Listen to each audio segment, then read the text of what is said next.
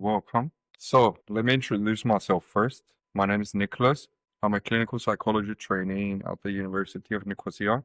And this is going to be a series of podcasts discussing different themes and subjects related to psychology. And we're going to be discussing them with either future psychologists like yourselves or with actual psychologists. So before we start, if you want to say a few things about yourselves, listeners know who you are. So, hello, everyone who's listening. My name is Anita, and I'm also a clinical training psychologist at the University of Nicosia. Yeah, I'm happy to be here and explore different themes with you. Happy to have you. Hello, everyone out there. I'm Saskia. I'm a counseling psychologist trainee, also at the University of Nicosia. My name is Camila. I'm also doing my master's in clinical psychology. Thank you, And Nick. thank you for accepting our invitation. Thank you for inviting us. Yes. So, what we're going to be discussing today. Maybe some personal insight also about how adjustment has been for us as international students and now being in our third year, what experience we bring in.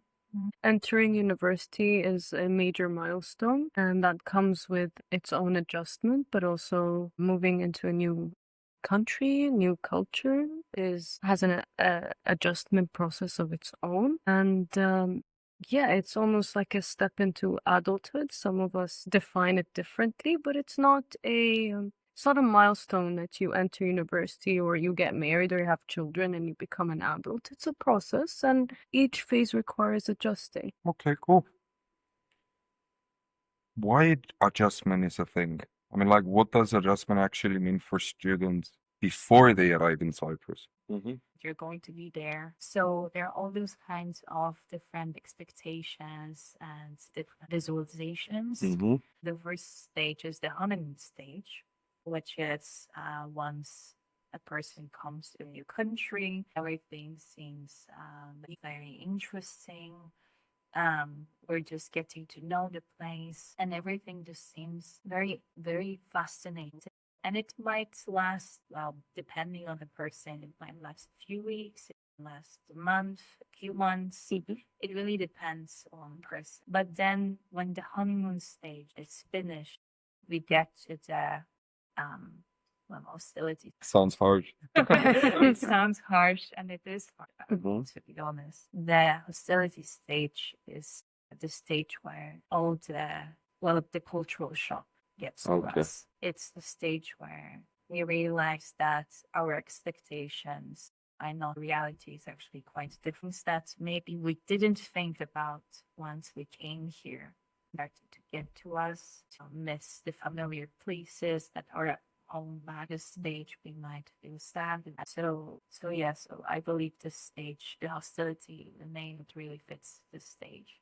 And then it also depends for each person how long it will last. The next stage that then we can move on is the humor stage, when the person starts to realize that, yes, this country is different. This country is not the same as my country, but it has its positive sides to it. It has, maybe we'll start to learn a bit of the language, maybe we'll start to get support from other people. Then it also depends. It's very unique how long it lasts, but then it's the last stage is called the home stage, if I'm not mistaken, and that's we can say it's the acceptance stage. This is the last stage that we accept that, well, this country is not perfect. It's not as we expected it to be, but we are at peace with how it is.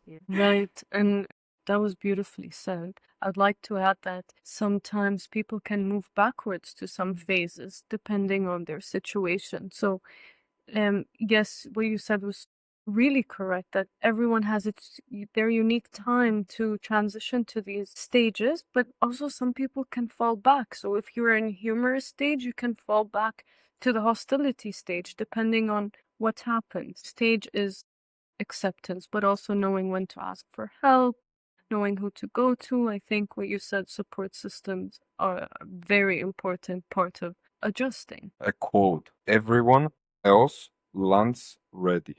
Who lands ready? It's actually no one. What made me ready was also different factors. It's a system. It's being familiar with this country, which there was a familiarity. There's similar cultures, if it blends in with your culture. If you have family over here. So there are some safety nets that make the process more, or the individual more ready, and the process of adjustment more easy. Mhm. But to say that you were ready is a stretch. It's strong statement, I would say. Yeah. I think we can speak also of our own experience because we are international students as well. And even me, who's a little bit older than the average student, it took me also some time to adjust and absolutely not ready. And Mm. even if you think that you're older or you have certain experience, it's just not true. And I think also you should be kind to yourself and you should stay open to the whole process and trying to take it all in. And yeah. That's a big one. Be kind to yourself. Yes, I think that's very important, no? Being kind. Because it can be frustrating also at times. No? Even if you have some certain support systems or you know that support systems are out there, you can still feel sometimes lonely. And that's a normal feeling, but it can be frightening to feel lonely for the first time in your life, no? Right. When you left a very secure, safety home, let's say, let it all in and be open. Be open. I wanna put a timestamp on what you said. Lonely. Let's leave for later. I just wanna say something. You mentioned something, culture, how important. Because I presume, I mean, like, we all have different cultures between the four of us. How important is culture in this thing, in adjustment, and how you see yourself out there? You realize that how important our culture really is. Mhm. It's as if, while being away from home, we realize that culture is really important.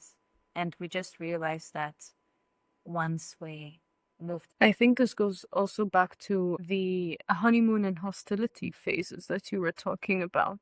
That when you are really not aware of how important culture is, you're saying, oh, I want to go explore, find new things. And that's the honeymoon stage. Like, oh, I love how they do this.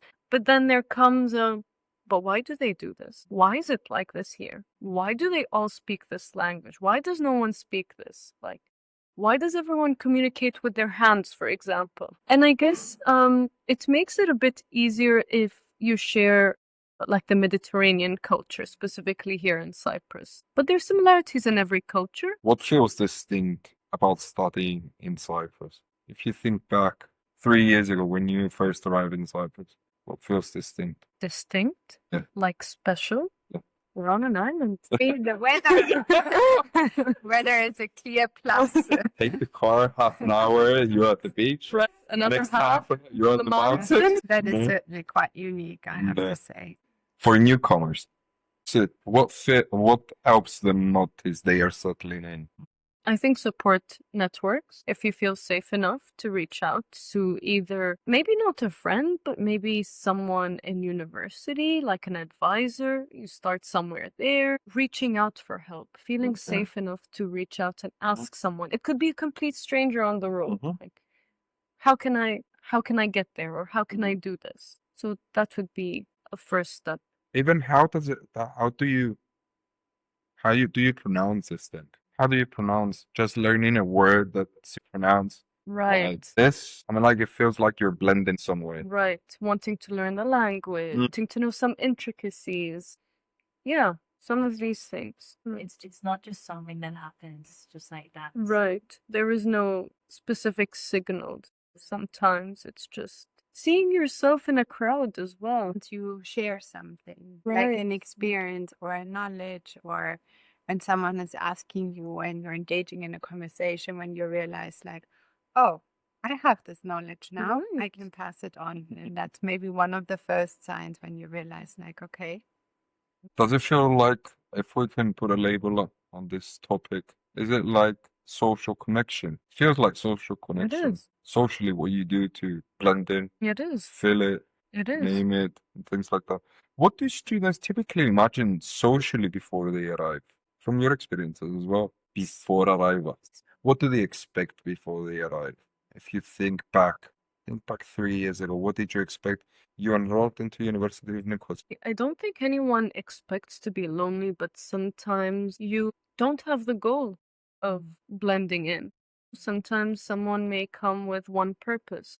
Let me just study, fulfill my studies, maybe work a little. It's a phase for them. So it really depends on how you value this phase of your life, what you want to gain out of it. Do you want to make friendships? Do you want to explore the island? Do you want to learn the language? It's what someone would wish for themselves, and everyone, I think, wishes differently for themselves. I think it's more common and more often than not that people envision coming and making friends and adapting and doing these things. But I wouldn't be surprised if some people didn't have that as a goal. Can we normalize this? I'm like, it's normal. Imagine yourselves being 18, 19, 20, 21 years old. Never left your country before. Right. And then you come to a different country with a different culture, different traditions, everything differently. Right. It's okay to feel this. Right. Especially if you've left friends back home, the ones you grew up with, Yeah. maybe, and you're here, you're still talking to them on the phone every day, updating them. And then slowly, those friends become distant, and then you make more of your friends here. Mhm. And as well, not only friends, family as well, which is for most of us is really important. I'm like Right. leaving family away.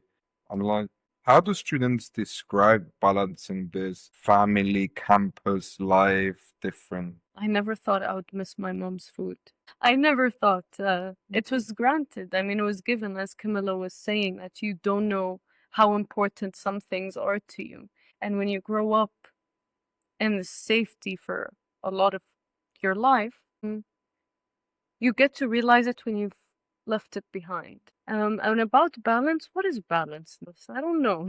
I don't know if Very anyone hard. has found You balance. tell me what is balance. I think it's an ideal, but I don't think it's manageable to do this balance. Sometimes our scales tip on one end or the other.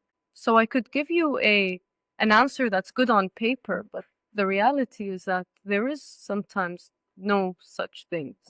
If you miss home, you'll do maybe cook yourself a meal that you haven't eaten in a while, that reminds you of home, or call a parent, or, engage in these things. But that's when academic pressures get too much, sometimes. I was And gonna then- say that and we then- haven't discussed academic pressures yet. Right. The scale only balances when the other part is tipped, or else how? How do you do that? I don't know. I guess that's how I perceive it. Well, let's talk about a little bit about academic pressures. Tell me. It's real. Now the question is, how is uni different from school? Because there is a transition there. I mean, like if you haven't done your bachelor's and you came to Cyprus for a master's degree, you came straight from school. That goes with school environment, school friends, school schedule even. By 2 o'clock you're finished, 3 o'clock you're finished. Right. But I think the biggest transition is the developmental transition of being an adolescent into adulthood as well. There is school, and then there is university, where it comes with more responsibility. There is a new developmental phase of your life. It's not just the steady schedule, it's the laundry, the cooking. You have to feed yourself. You have to find your way. It's not one way to school anymore. You have to find your classes. You don't have class in one class. But it's more of a developmental stage as well, other than academic pressures. Of course, university is one step further from schooling, but the responsibilities that come with it make it a bit more challenging. I have to say, because again, I'm going to highlight I'm the older student. Because I came from a working environment, Right. it's like, so shifting my mind to let's say, taking orders and having a clear deadline and knowing exactly what to do. Now, critical thinking, very little, let's say, and now coming back to this academic environment. And now it's like, okay, now switch, let's say. So that took some time for me as well, and because the recognition is also differently, let's say, I mean, at work, somebody will tell you, yes, that's good, continue, or it's bad, And I mean, at university, I mean, it takes time and getting used to this kind of pressure again, I mean, deadline pressure, yes, but pressure in achieving high marks, also staying on top, reading. For me, that was my, let's say, when we go back to the topic of adjustment, that was my biggest adjustment, And then also switching always these roles, like I have another role also. And it's always this mindset shift that can be causing this unbalance sometimes. And many times I think that many students feel like what they're going through, am I just the one going through this? Going back to the lonely phase. I'm the only one. I see all those students in my class, everybody's happy. I'm like, why aren't they feeling what I'm feeling? Isn't that a myth?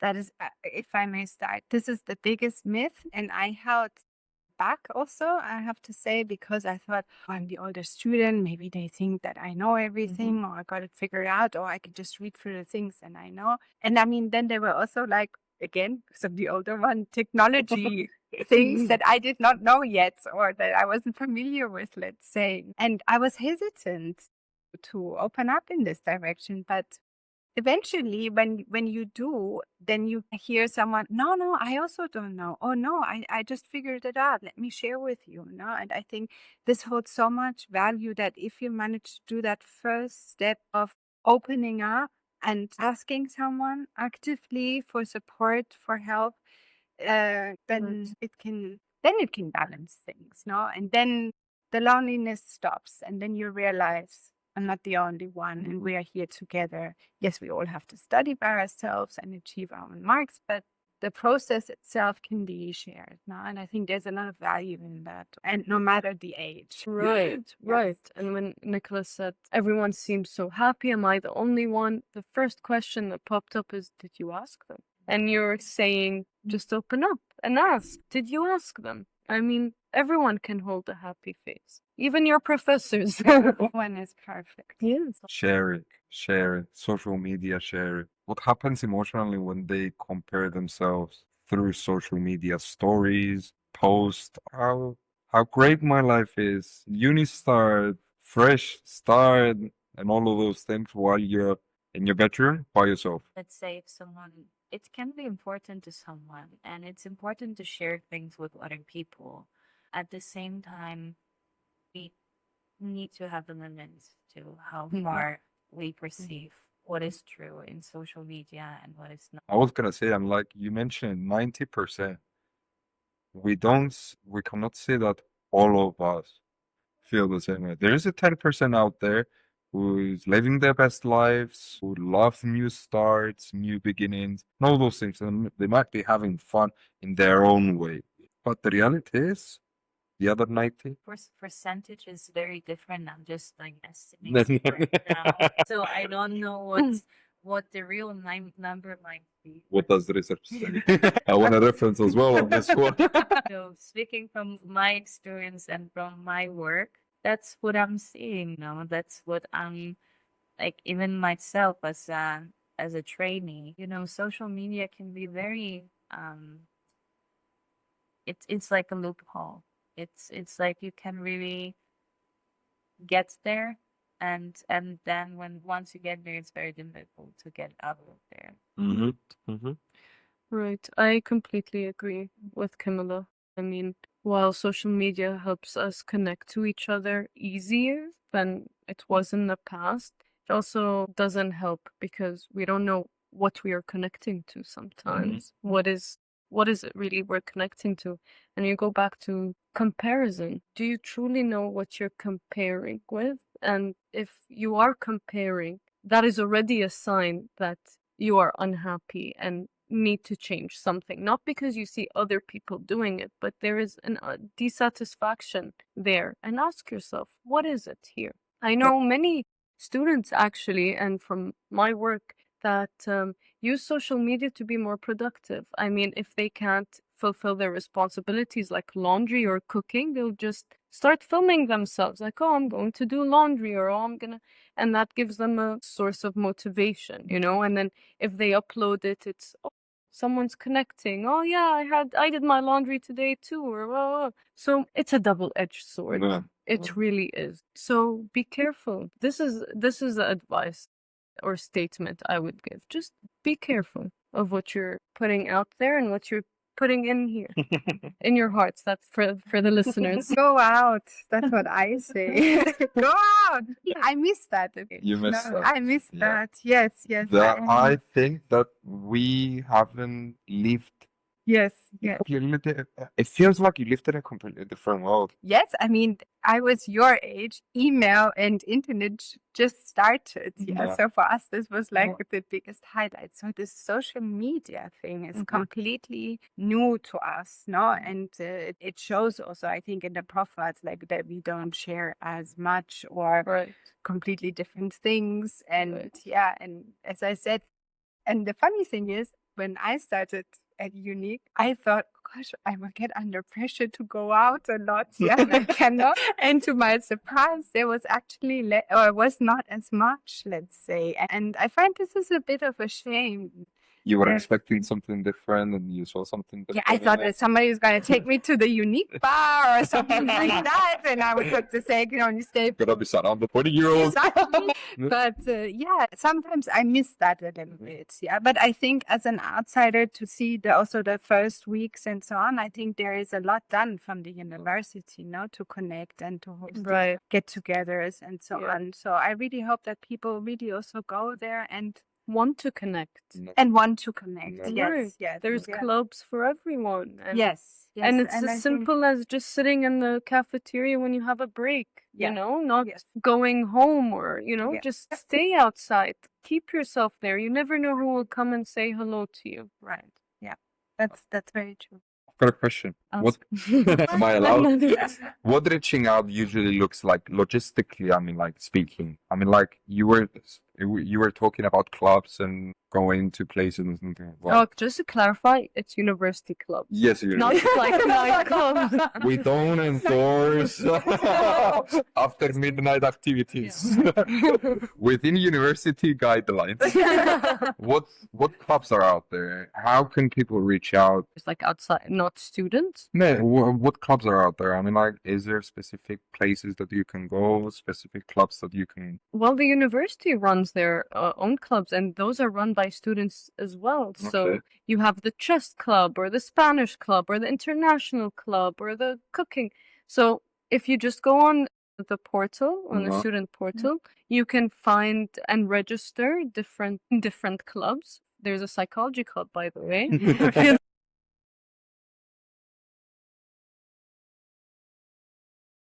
There's a section where you can sign up for jobs, like part-time jobs for students, if you're looking for one. So Mhm. everything is available on the portal. I think the university does a great job at showing opportunities and giving opportunities. It's just as what Saskia said, you just need to be willing to take them. And I think sometimes even some of the clubs, I once went for an evening, one of the African clubs, and they even invited other people to join, just Right. to Awesome. see their performance now, which Right. was absolutely unique. And I was really mesmerized, I have to say. So, Right. It opens up your mind, I think. totally. As many different clubs that you can go, it opens up your eyes as well. Yeah. This is the curiosity. This is This. where it is. Yeah. The curiosity to try things. I think when I was saying willingness, I'm saying curiosity. It might not be for you, and it's okay. Be curious enough to try. No? So we can say there are different clubs, books, emails. You can drop an email as well to the university students, affairs, and you can ask. I mean, like, that's the first thing. So, ups and downs, mental health ups and downs. Let's go to the psychology part of it. Okay, this is where the listeners tune off. No. Let's tune them back on. Red flags. Oh. Talk to me about ups and downs. and adjustment, depending on our subject as well, and the red flags as well. You don't like it? Yeah, I know it's very trendy, but Is it more like Gen Z type of? it probably is. It's just that I Mhm. and but speaking about ups and downs, I believe that is a better term for it. I did. No, no. I didn't even ask. I didn't even ask a question. I just said ups and downs. Let's talk about Okay. mental health and red flags. Talk to me about ups and downs. I mean, like ups and downs in mental health. I mean, like how does it look? The What adjustment in the process. adjustment process? Let's keep it narrow. I think you can feel like a roller coaster, which describes also the ups and downs, let's say. But I think the most important thing is really to know when it is the down, where to turn to, no? So I Right. think this is very, very important to highlight, especially in this podcast, no? So Right. it's like speak to your professors, no? Speak to your peers. Know that there is services offered for you here at the university, no? Like really try to reach out and never think that's it's just a minor thing or like brush it away or something like that. So when this happens, like try to reach out, try to find that confidence, that little bit strength Mhm. to really reach out and that it's really okay. Right. Yeah. Especially when you start feeling that you are alone, support is there. Yeah. That even if it feels like you're alone, you are not alone. Mm-hmm. And identify some signs and symptoms before it gets really bad.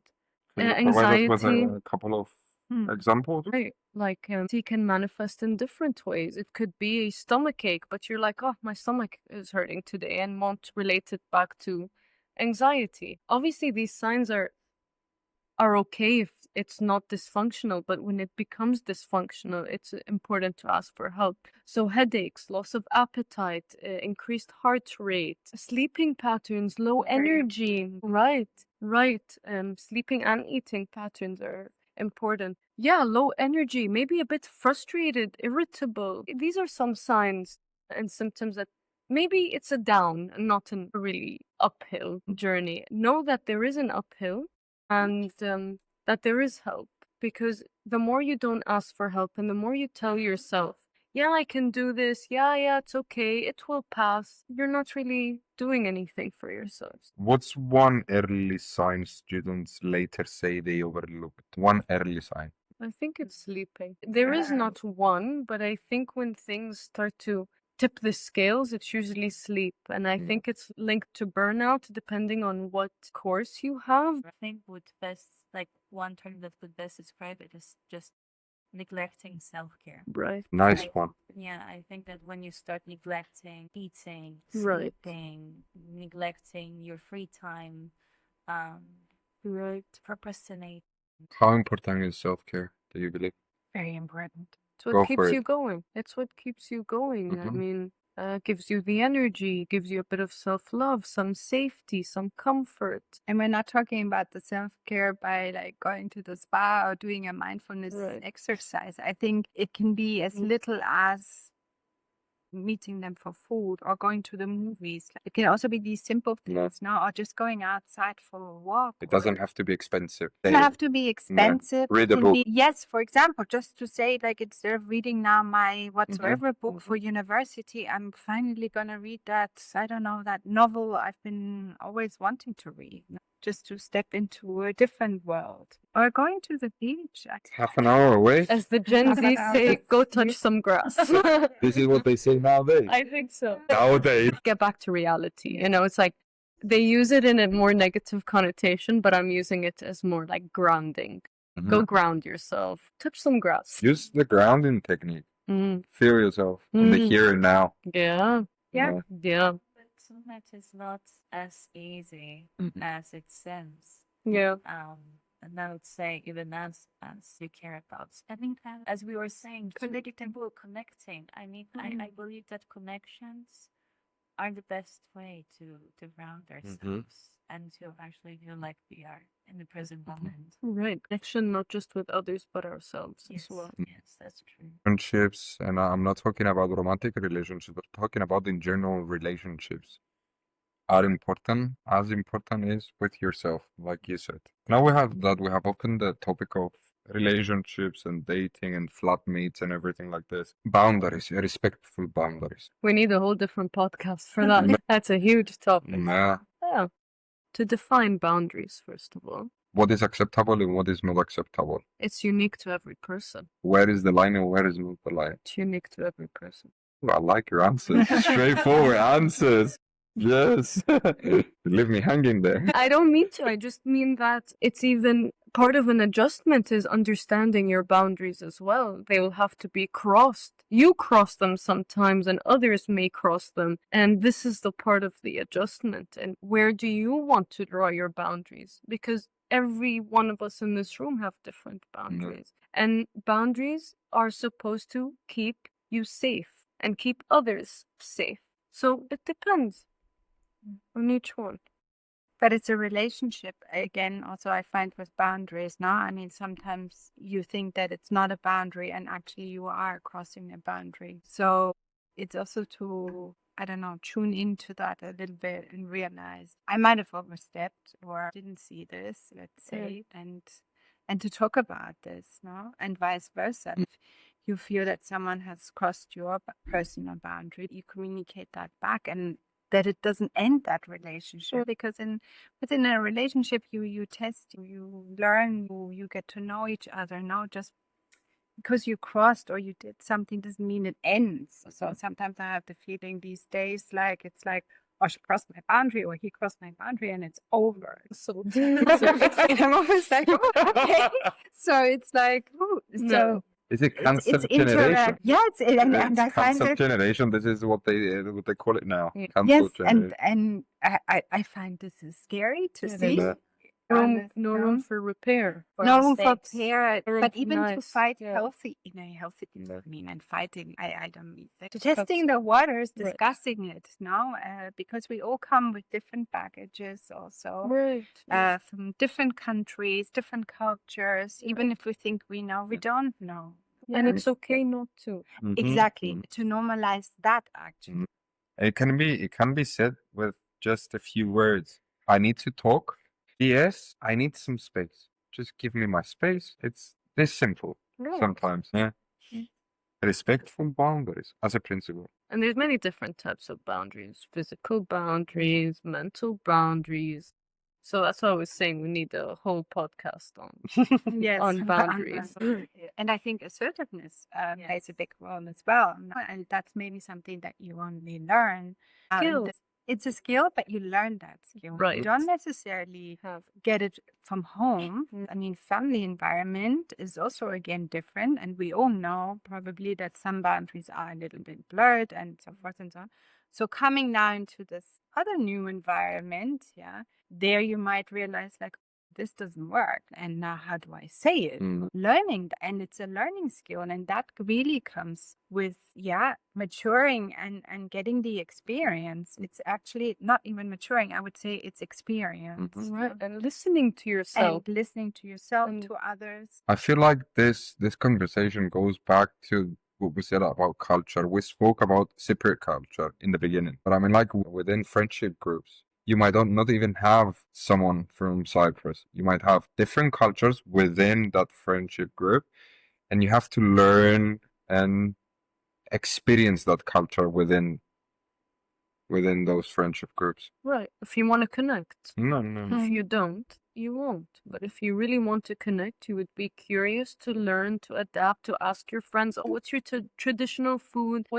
How do you say this in your language? I think that's an important part of communication and bonding. Curiosity comes back. Right. It always comes back. Curiosity, Mhm. openness. Right. It feels like every single subject that we have spoken up to now, it can be made into a different podcast every single week. Oh, Of course. Let's discuss about making uni yours. The concept of making uni yours, really. What is that? Owning uni, but I mean like owning it to your own needs beyond grades. What do students mean by meaningful term? Like this term, the 6 months that passed, it was really good.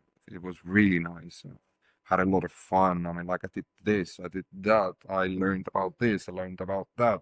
And like, isn't that the concept of making uni life yours? Say university life, it's definitely is a big part of students. Mhm. It definitely takes over like 70% maybe of student life.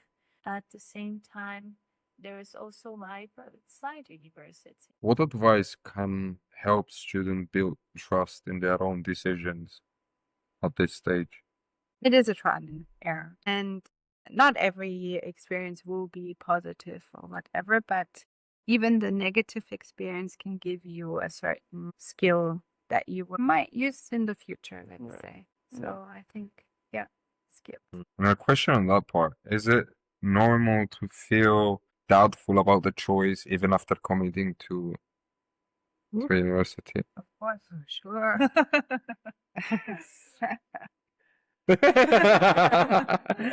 Yes, yes. And that's you being curious about your own wishes and your own goals in your life. It's a transition, it's a process. It's very, very normal to question and doubt. And maybe you'll overcome this by either accepting your original decision or changing it. There's always room for change. It's your willingness and your curiosity of what comes out of this change. It's also renegotiating things, Right. basic. And this you can actually that experience that students have at university then also translates later to a work life actually.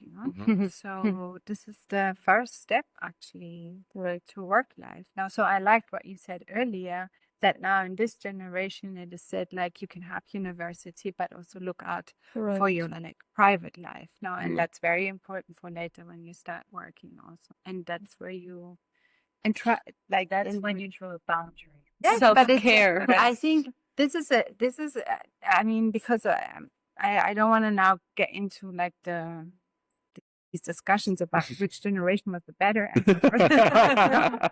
Oh, you.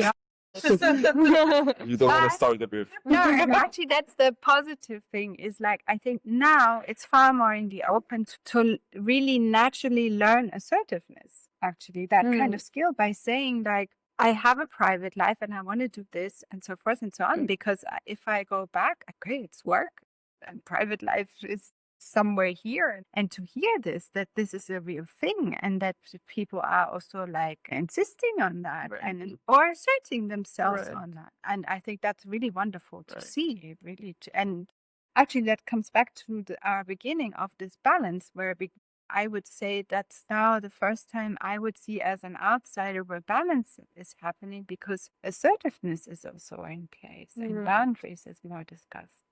I don't remember discussing these topics. I think it's also because of Nice. mental health awareness. It's Exactly. improvement. And that's the next thing. Now that's why I also again mentioned earlier, like reach out for help. Please, like to everyone who's listening also now. We are You're not here. alone. You're not alone. We are here and yeah, support can be given. If you could speak to your pre-departure self, what reassurance would they need? If she just came to me and said, "You got this," I think that would be enough. I think that would be like, okay, so she figured it out. I can figure it out. That sounds beautiful. Very Yes. nice. Sounds It is. beautiful. Beautiful. So got this. Be curious. Yes. And it's going to be okay. Feels like this is going to be the title of the podcast. Be curious. You got this. I like that. Yeah. Let's run it down, guys. Let's do it.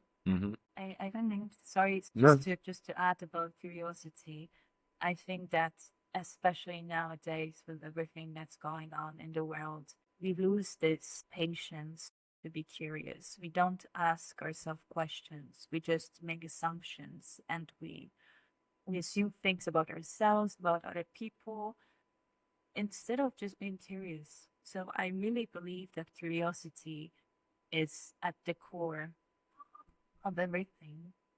Curiosity and that step, that just do it. Yeah. Willingness. Leap of That's- faith. Yeah, like and it's sometimes actually the hardest step is that first step. Everything else will somehow follow. I can't describe it differently by showing it, and the audience can't see like how I do Yeah. it. Yeah. But sometimes it's just, Right. yeah. Openness to experience, as you said, ties down with the curiosity. Be curious is what I would also tell myself. But that doesn't come without fear. It's not just being curious and yeah, let me see this, let me see that. I mean, it's also believing in your ability to deal with the uncertainty of things. Believe in your ability to deal with the uncertainty. And that allows room for curiosity to be held. Really nice. Yes. Something really important. You added something really important. I think this is all for me today. Really? No. She thought she liked it. We're in the opposite chair now where we can talk and we realize it's really nice to talk. 50 minutes? What are you talking about? I want to ask you guys, because obviously the listeners, they should know as well when this group is going to go. How is this group going to go, the adjustment group? I speak about dates. How do they sign in? Is there Right. a procedure? I mean, like, how? So, as we were talking about adjustment this whole time, we proposed and thought of an idea of how to maybe help you in this adjustment process by staying curious, learning different things, learning what home is, what your cultural identity is. Testing out different kind of skills, like we talked before, assertiveness, yeah. Right. And then Communication, Patient, emotion, to find your way around Cyprus. Yeah, a little bit about these things. We're running student workshop for that. That will start on the 11th of November and end on the 2nd of December. They are done once a week, every Tuesday, but we have 2 rotations. So we have one in the morning, 11 to 1, and then 1 to 3. We have 2 rotations depending on your classes and when you're available. You can just sign up on the student portal. it should be also on the website of the university. Yeah. Right. I think But it's now, meanwhile, you need to scroll a little bit further Okay. down. And what's the Uh, actual name so they can find it as well? What's the actual name of it? It's called Adjustment adjustment workshops. Okay. workshops. Yes. So if they search adjustment workshops, it's going to pop up. Yes, Right. either Okay, that cool. or by the counseling services also Right. might be affiliated to that. Or you might even recognize us because Right. we also introduced ourselves Oh. in the first week. So Right. Okay. yes, we So were- if anyone has any questions on like in terms of when this is going to run, if they see you around campus, they can come and ask you. And thank you guys. Thank you. Thank Thank you. you so It was much. a lovely experience. Yes, It was lovely as well. And we'll talk soon. great.